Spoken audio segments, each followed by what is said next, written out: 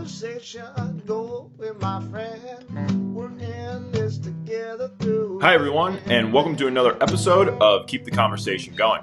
In this conversation, I sit down to talk to Ben Goldman.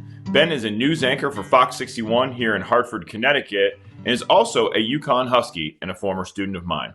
It's fun to sit down to Ben and to catch up and to hear his perspectives on the challenges facing the media trying to report during these unsettling and unprecedented times.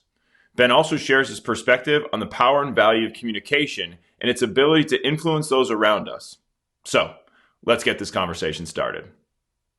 Hey, Ben, so this is really exciting to have you on, and thank you for taking a few minutes out of your morning to join me and to catch up and to have a conversation. It's good to see you. So my first question is, how you doing? I'm doing great. This is going on a lot longer than we all thought. I'm personally doing fine. Luckily, my family's close. This is my home. But I'll tell you what, it is stressful. And what's stressful about it, at least for me, I can't speak for anybody else, is the scope of how big this situation is. This whole coronavirus situation. So it's an interesting time to be on the front lines talking about it from the news business. But yeah, just kind of taking it day by day, but all is good. So for everybody watching right now, more of you probably know Ben than you do know Rory. You recognize Ben from the nightly newscasts on FOX61. Rory, I don't know though. Inside of Stores, Connecticut, you're kind of the mayor. Okay. So Ben, I ask everybody the same question. Just really quickly, tell us a little bit about your story and kind of where you were and how you got to where you are right now. So, I grew up 3, 4, 5 years old watching the morning news with my mom, having breakfast, mom and dad. And I always kind of said that I just, I want to do it. They'd get up, we'd watch the Today Show, and they'd be interviewing the coolest people, and, they'd dress up and be on TV. And I always said, oh, that looks cool. I want to do that. And then as I got older, just that desire to do it got more and more. When I started to do the color play-by-play commentary for our high school when I was like 12 and 13 on local community access TV. And then when I was 16, I got a chance to be a freelance reporter at FOX61 in Hartford, on air once a week with a free tape segment. Did that for a couple of years, went to UConn, and then did a couple internships in New York City with Lester Holt and at a local station. And then I had just finished my junior year at UConn, and FOX61 came calling again that they were looking for a weekend anchor at the time. And so I worked full-time anchoring on Saturday and Sunday mornings from 6 to 9 a.m., also reporting during the week, full-time job throughout senior year at UConn, and then got promoted after that. And now I'm doing the 4 p.m. and 10 p.m. during the week. So it's great to see you on TV. I catch the 10 o'clock quite often, so it's always exciting. If you're watching the show right now, you need to know that Ben actually and I met at an open house many years ago. He came up to me. I think he was maybe only 17 or 18 at the time. We had this great interaction. He was there, and he had the best questions, and it was really funny that day. I'll never forget. Ben gave me his business card, right? And that was something that always stood out to me, and we've gone on to have to be my student at one point. And then gone on to be friends and to have a really great relationship. So I'm very proud of your success, and I know that you continue to go far, and you're going to make all of us in Connecticut really proud one day when you're probably representing the national newscast. Well, it's very funny because that story makes me seem like, I'm this really academic, studious guy who was very close with my professor, and it couldn't be any further from the truth. I just tried to make it by day, but I think you understood that and you were very accepting, so I appreciate that. Yeah, for sure. It was great. So let's talk a little bit about what this is like right now. You're serving, in a sense, on the front lines. You are the voice for many of us in terms of asking the questions that we have. You're also the ears for many of us that are trying to listen to understand what's going on. This is relatively unprecedented, especially in your lifetime and mine as well. Can you kind of give us a sense of what this is like to be wearing your media hat on a day-to-day basis to try to report the facts and to give us a sense of what's going on and to do it in a relatively fair and objective fashion? Yeah, I mean, it really underscores the importance of what my position is and what this industry is as a whole. Before this, everyone was like, well, local news is dying and things are slowing down and this and that. Right now, you want to take a perfect situation where local news, not even network news, not cable news, but your local news stations are relatively important. The type of information that you, Rory McGloin, need to get regard your town, your state, your community, and you're not going to get that from Lester Holt on NBC Nightly News. You want to know when, not schools in New York, not schools in Massachusetts, but schools in Connecticut, specifically in your town, are going to be reopening. What is your local barbershop going to be reopening or not? Is your local grocery store going to stay open or not? Like very hyper local information pertaining to your life is what everyone really wants to know. What are the numbers of infection rates in your county? So what we do is really important. This has really shown me, who's relatively new to the industry, how important this work is, especially in times of crisis like this. Listen, it's very interesting to be at the governor's press conferences. I'm not there anymore, but to be there in the beginning and to really be on the front line of, having a front row seat to the governor's press conference in the middle of a global pandemic in your state. It's very interesting to be the ones keeping them accountable and asking questions. And, I get the emails from viewers. Our ratings are so high right now because everyone is at home, first of all, but the information and the pleas that these viewers are sending in, these people are desperate. These people have filed unemployment, haven't heard back. And they're at a point where they're reaching out to their local news stations to be their advocate.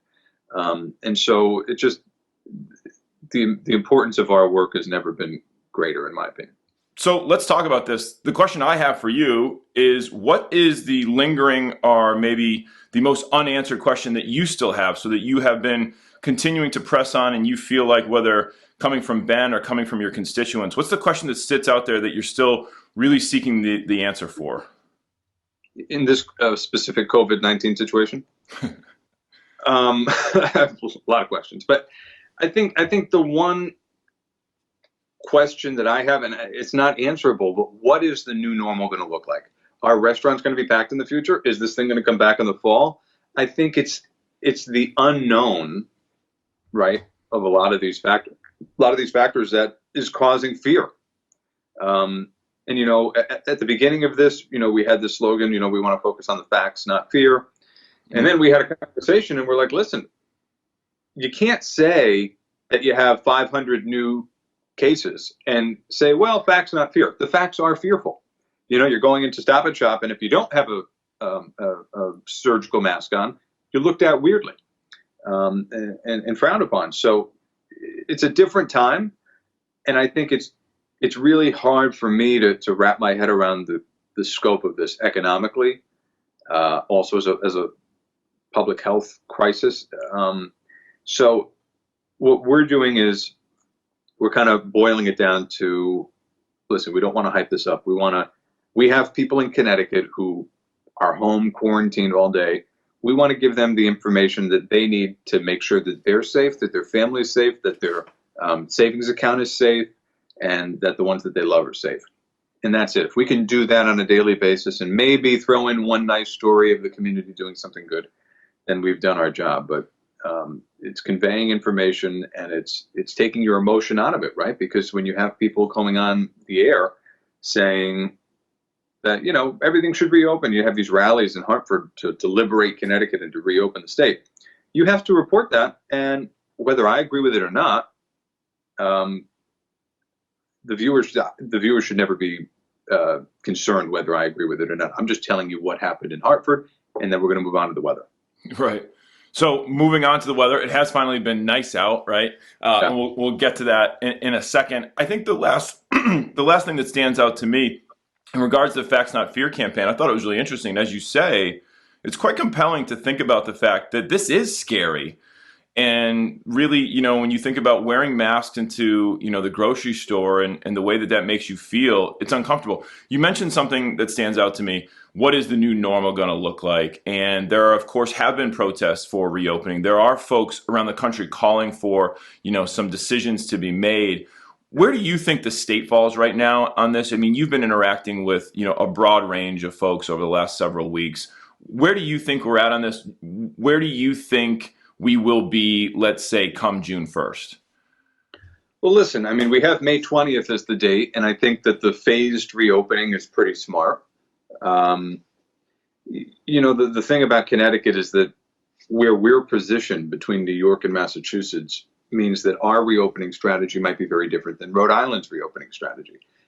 Sharing that state borderline with New York is a cause for concern. If we reopen too soon, we could have people from New York State coming in. The amount of positive cases that they have is exponentially larger than ours. So I think that the governor is doing a good job. But here's the thing. It's throwing spaghetti up against the wall.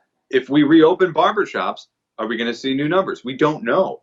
And I think that is causing a lot of the trepidation because you just don't know. Is this thing going to come back in the fall? What if we reopen? What if we're fully reopened by July 1st and then the thing comes back in October? Like, you just don't know. Can we sustain keeping everything closed through the fall? No. Economically, this is not sustainable. The unemployment numbers are higher than we've ever seen them. The amount of people who still haven't received a penny from the state unemployment office and they're getting hung up on and they can't get through and they have questions. It's unfathomable. I mean, think about your favorite local restaurant. That place might not ever be reopening. They might not be able to afford to reopen. Think about your favorite salon that you've been going to your entire life in town. You might need to find a new barber because your hairdresser might not be able to reopen their salon. And it's a ripple effect. Lawyers' offices, and you just name it, every small business. And it's the backbone of the state, it's the backbone of the country. And it's right now, just the fact that everything is shut down and the country's on pause and nothing's happening is really crazy. On the flip side of that, I think that there are some positives to this situation. I think you look at, I live in downtown Hartford. I look out my window and all I see are commercial office buildings. And everyone is doing, travelers right now is 100% remote. I was speaking to one of their executives last week. And the fact that entire tower right now is completely empty and travelers is going on business as usual, you got to be thinking a lot of these corporations are going to be saying, why are we spending the money on our corporate office space? And I think that the landscape of many different businesses are going to change because you're looking at effectiveness right now from home remotely, and everything's operating. So I think the landscape of business will change. I think, we had a story last night on our news. Are we going to wave goodbye to the handshake? Are you going to shake hands anymore? I don't know. You just don't know. But as far as wearing masks and gloves and all of that, socially distancing, restaurants, whatever. What I've been saying, and I haven't said this on air, but I think a lot of people decide to do whatever makes them feel better, makes them feel more comfortable. It's not really based on fact. I could walk into my hallway right now in an apartment building and get in an elevator. I'm not going to wear gloves. I'm not going to wear a mask because I'm not concerned. However, there are people that come onto those elevators in full hazmat suits. It's kind of like weird. What's going to make you feel better? What's going to make you feel safer? It's not exactly based in fact. There might not be coronavirus in my elevator, or there might not be a risk of catching into my elevator. But there's a lady that lives in my building who doesn't feel safe unless she has full gloves, masks, goggles, whatever. And it's kind of like, listen, whatever makes you feel safer and feel better is what you should do. It's kind of interesting. It's a lot of gray area, Let's talk about some of the positives for a second. There has been a lot of innovation, and I think it's been good for many of us as individuals, as organizations. What is the thing that you would say you've learned? So you've been forced to innovate. We've enjoyed coming into your living room. I don't think you probably ever planned to do nightly broadcasts from your living room when you were doing this, but you are, and they've been good. And there's something very human about seeing our favorite newscasters in their homes and in their natural spaces. What's the thing that you think that when we return to normal, and I know you're back in the studio now, so maybe even you can talk about as you've returned to the studio or just your kind of role in the media, what have you learned? What have you taken with you? What do you think will sustain over time? I think as far as doing it from home, listen, at the very beginning, I'm sure you're like me, you would turn on the TV and see a newscaster in their home and it would look weird and the camera might be off and it might look grainy. By now, we're totally used to it. We flip on MSNBC or Fox or FOX61 or FSB you don't even think about them being in their home. It's become a normal thing. Listen, for me, my position at Fox 61 right now, I'm an anchor. And in order to anchor the news, you kind of need to know what's going on all ends. That way you can anchor it down. That's really the job position. And just me with my neuroses, I'm a control freak to begin with. So I need to know what's going on at all times so I can control it. And being in the studio for me is the best way to do that, because I have monitors, I have a prompter, I have, I'm able to communicate with different people. And if a shot goes down, I know that I can take it back and I know what's coming up next. When you're sitting in your living room,